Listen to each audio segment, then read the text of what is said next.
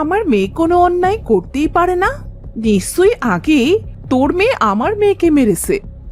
তোমার মেয়ে তো দুধে দোয়া তুলসী পাতা।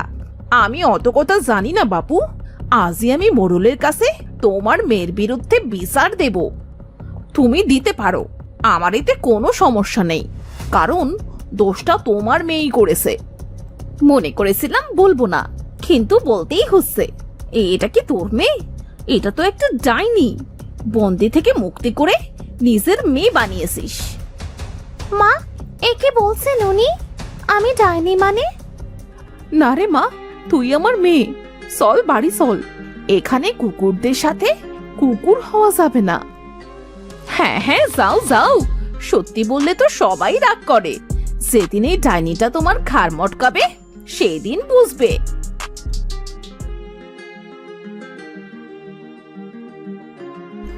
মা, তুমি সত্যি করে বলো মা, আমি কে?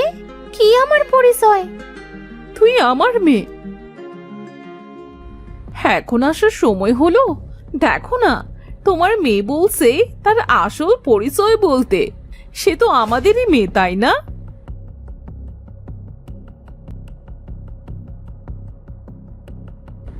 হ্যাঁ হ্যাঁ।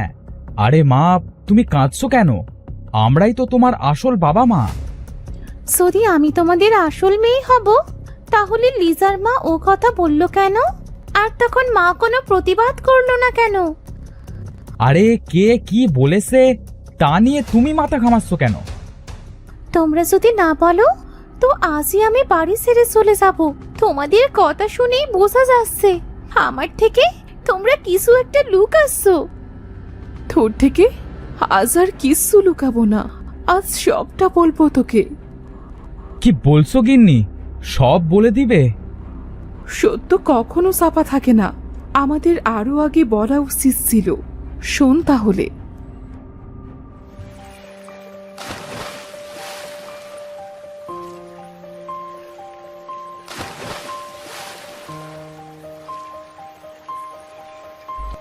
একটা মাছও উঠছে না। কি যে করি? এইভাবে টানা রোদে কতক্ষণ থাকা যায়? আর মাত্র একবার জাল ফেলবো, তারপর বাড়ি চলে যাব। আরে এবার তো বেশ ভার ভার লাগছে। মনে হচ্ছে বড় কোনো মাছ উঠেছে। না, আজ আর আমার ভাগ্যে মাছ নেই। যাই, বাড়িতে ফিরে যাই।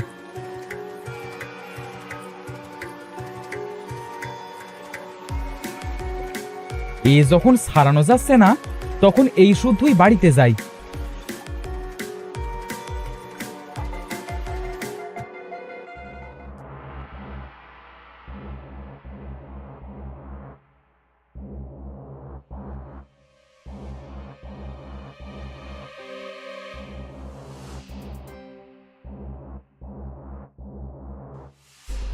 মাছ না এনে কি এনেছো বাড়িতে? একটা মাছও পেলাম না। এই ঝিনুকটা উঠলো, সারাতে পারিনি, তাই সহ নিয়ে এসেছি।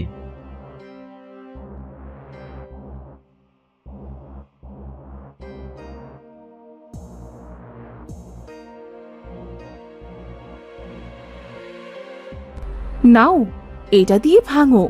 জড়িয়ে গেছে জালে, না ভেঙে বের করা যাবে না। আরে দাঁড়াও দাঁড়াও, এর ভেতর থেকে কিছুর কান্নার আওয়াজ আসছে। আমারও তো তাই মনে হচ্ছে, কিন্তু ঝিনুকের ভেতর থেকে এভাবে কান্নার আওয়াজ কিভাবে আসছে? মনে হচ্ছে ঝিনুকের মধ্যে কেউ বন্দি রয়েছে। আমার তো ভয় করছে। আমার কোনো ভূত টুত নয় তো? হ্যাঁ, আমার মনে হয় ভোলা জাদুকরকে ডাকা উচিত। হ্যাঁ হ্যাঁ, তাই করো।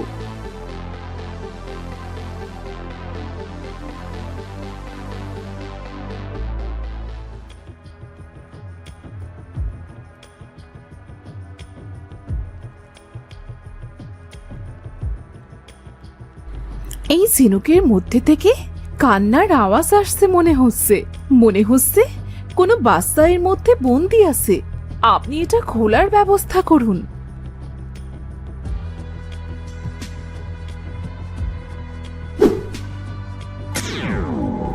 এ কি, এটা তো কোনোভাবেই খুলছে না। আপনি ঝিনুকটিকে কথা বলার শক্তি দিন।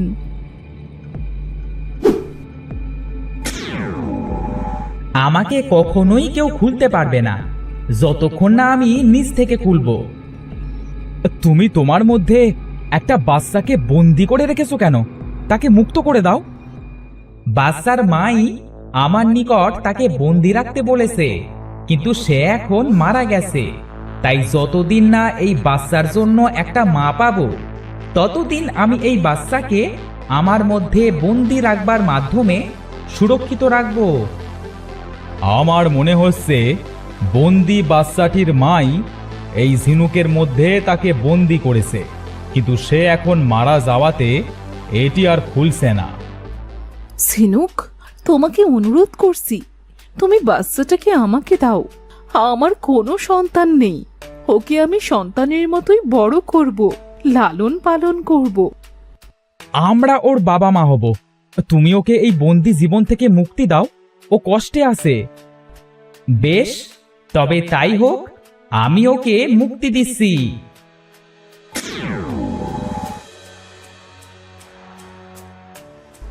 এই কি ঝিনুকের মধ্যে পেয়েছি, তাই এর নাম মুক্তা।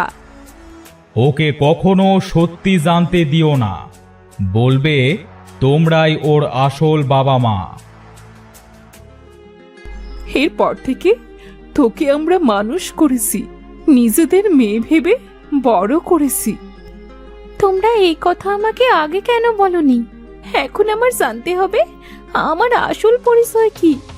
আমাকে আমার মা কেন ঝিনুকে বন্দি করে রেখেছিল, আর আমার বাবাই বা কোথায়? কি, তুই আমাদের ছেড়ে চলে যাবি মা? না বাবা, আমি সত্যিটা জানবো শুধু। তোমরা আমাকে যেতে দাও। বেশ, যা তাহলে। আমি জানতাম একদিন না একদিন এমন কিছুই হবে, তাই আজও সেই ঝিনুকটাকে রেখে দিয়েছি।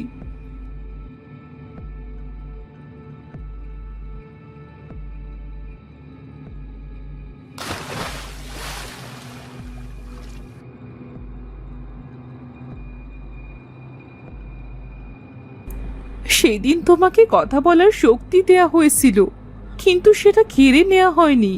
তার মানে তুমি এখনো কথা বলতে পারো। দয়া করে আমার মেয়েকে সাহায্য করো। বলো কন্যা, তুমি কি জানতে চাও?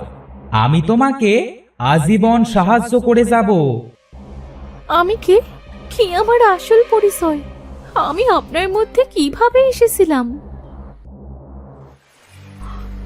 যদি মরতে হয় তো ওর হাতে মরবো না, এই নদীতে ঝাঁপিয়ে প্রাণ দেব। কিন্তু আমার মেয়েকে আমি কিভাবে বাঁচাবো?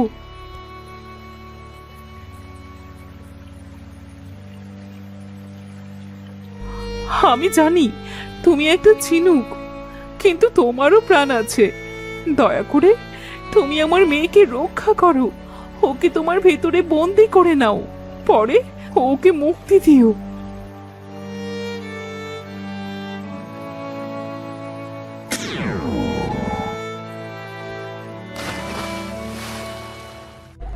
এরপরে তোমাকে আমার ভেতরে বন্দি করে নিই, জোয়ারে নদীতে এসে তোমার বাবার জালে উঠি। তুমি আমাকে আবার সেই পাড়ে নিয়ে চলো। বেশ, চলো তাহলে নদীর পাড়ে। তুমি আমার ওপরে ওঠো, আমি তোমাকে সেখানে নিয়ে যাচ্ছি।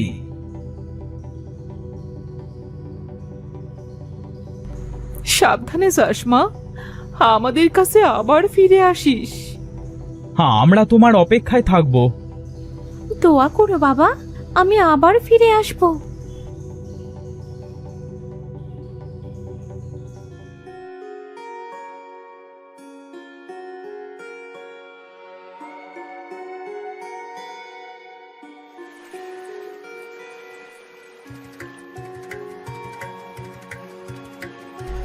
এই সেই জায়গা, যাও তুমি খুঁজে আসো, আমি তোমার জন্য এখানে অপেক্ষা করব।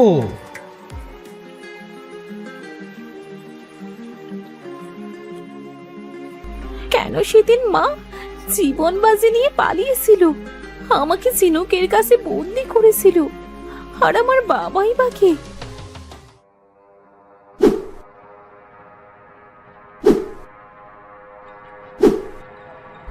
আরে তোমরা একে মারছো কেন?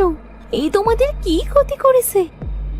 ওর থেকে দূরে থাকো কন্যা, ও অনেক খারাপ মানুষ, তোমার ক্ষতি করতে পারে। কি করেছে উনি? ও তার স্ত্রীকে খুব নির্যাতন করত।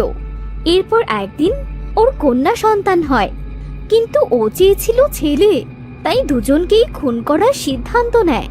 পরে ওর স্ত্রী পালিয়ে নদীতে ঝাঁপিয়ে মারা যায়, তবে সেই বাচ্চার খোঁজ পাওয়া যায়নি। ইভা, আমার মেয়ে, এই তো সেই সিংহ, এই তো আমার মেয়ে। তুই বেঁচে আসিস মা? মানে আপনি তাহলে আমার বাবা, আর ওরা আমি আর আমার মা? হ্যাঁ রে, আমাকে তুই মাফ করে দে মা, আমি খুব বড় অন্যায় করেছি। তোমার জন্যই তাহলে আমার মা মারা গেছে? আমি আমার সাজা ভোগ করছি, আমার ভুল বুঝতে পেরেছি, তুই আমাকে মাফ কর।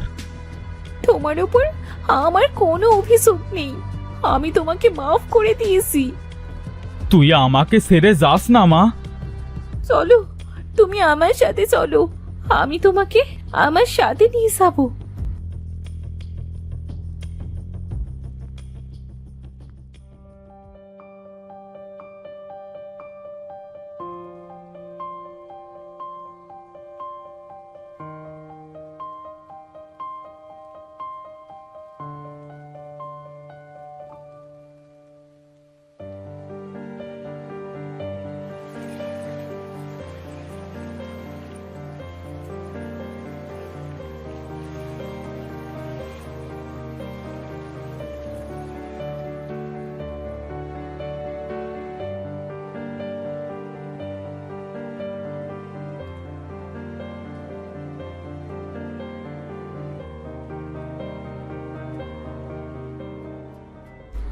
আমি আমার বাবাকে খুঁজে পেয়েছি, আমি চাই আমার বাবা আমাদের সাথে থাক। তোমরা দয়া করে অনুমতি দাও। আমি মুক্তাকে আমার মাঝে বন্দি রাখতে চাই। হে কি, তুমি মানুষ হলে কিভাবে? আমি অভিশপ্ত হয়েছিলাম, মুক্তাকে সাহায্য করবার মাধ্যমে পুনরায় নিজের রূপ ফিরে পেয়েছি। আমি মুক্তাকে বিয়ে করব। আমার মেয়েকে তুমি সারা জীবন তোমার বুকে বন্দি রেখো।